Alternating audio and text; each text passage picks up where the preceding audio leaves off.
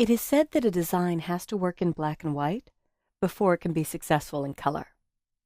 So with this cover, I kept it to all black and white. But what we're going to do is pick a color model for the entire brochure. I'll select this tinted gray box in the background, and you'll notice on my toolbar I have fill and stroke. In fact, I normally like to hit these double-sided white arrows to go to a 2-column toolbar so you can better see fill or inside color of a box and stroke or border, the outline color of a box. With fill, there are many different ways to pick a color. I could simply double-click, and a double-click brings up the RGB color picker. I could aim for different shades, and what I really want is a Golden Gate Bridge orange. But I'm really just taking stabs in the dark here. So when I click OK, I get that orange shade. But I'm going to look at swatches, and in swatches you'll see that there are built-in colors: the yellow, magenta, cyan, blue, red, and green that come with InDesign. If you've been given a recipe for a color, and I happen to know that the Golden Gate Bridge is actually painted International Orange, and I have a CMYK recipe for it, a cyan, magenta, yellow, and black recipe. So I'm going to add that recipe. I could go to my color panel and mix it, or I could go to my swatches panel, hit the panel menu, which are the 4 little lines with a down arrow, and choose New Color Swatch. And when I do this, I don't want to name it with the values I type in. I'll name it International Orange. Print shops love to see name with color value, but most designers I know prefer a name that they give it. The values for International Orange are 0 for cyan, and I'm pressing Tab to jump down and highlight, 69 for magenta, Tab, 100 for yellow, Tab, and 6 for black. And you won't see the black kick in until you press Tab one last time, so it triggers the preview. In fact, we know this is CMYK, or the 4-color process color. But many people ask me, why is K black? There are 2 accepted answers.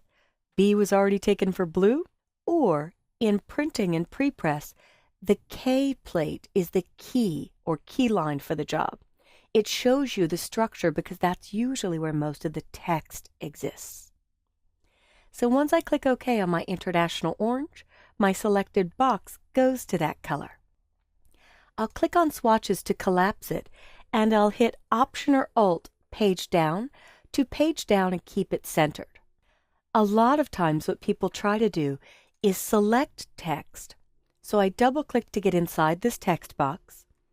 I'll hit Command A or Control A to select all, or Edit, select all. And they might want to sample a color directly from an image. So with the eyedropper tool, I could move into the Golden Gate Bridge and click once, and the text turns into that color. To see its recipe, I could click on Swatches, and at the bottom, click the New Swatch button. And there you'll see this was an RGB placed image, so it gives me a red, green, and blue formula. Double-clicking on that formula will let me edit it. And I could check the values in CMYK to see how close it is to that International Orange. So it's close, but not perfect. We're missing a lot of yellow, and we have very little black.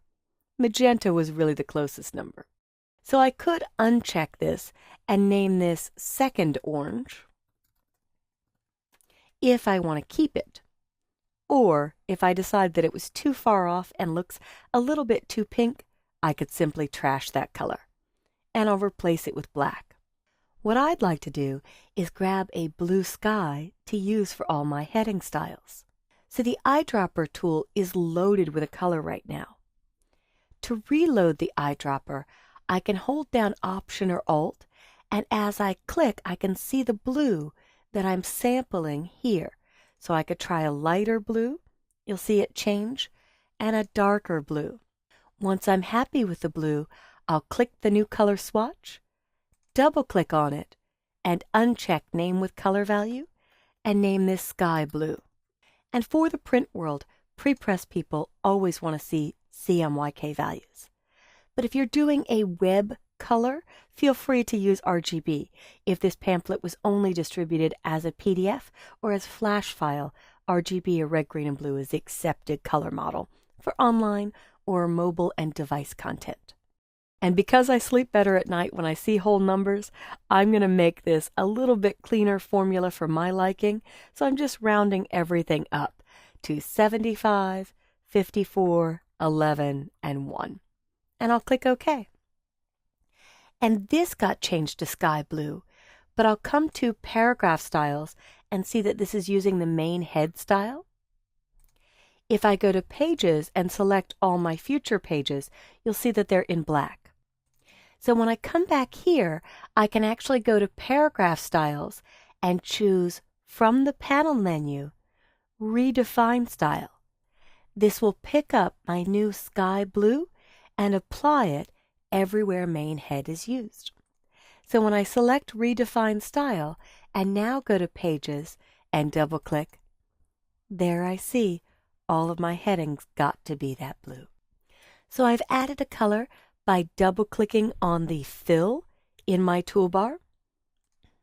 I've added a color by going to Swatches and choosing New Color Swatch to mix my own, or the New Color Swatch button to pick up a color that I already have. So give these methods a try on this document and with some of your own files.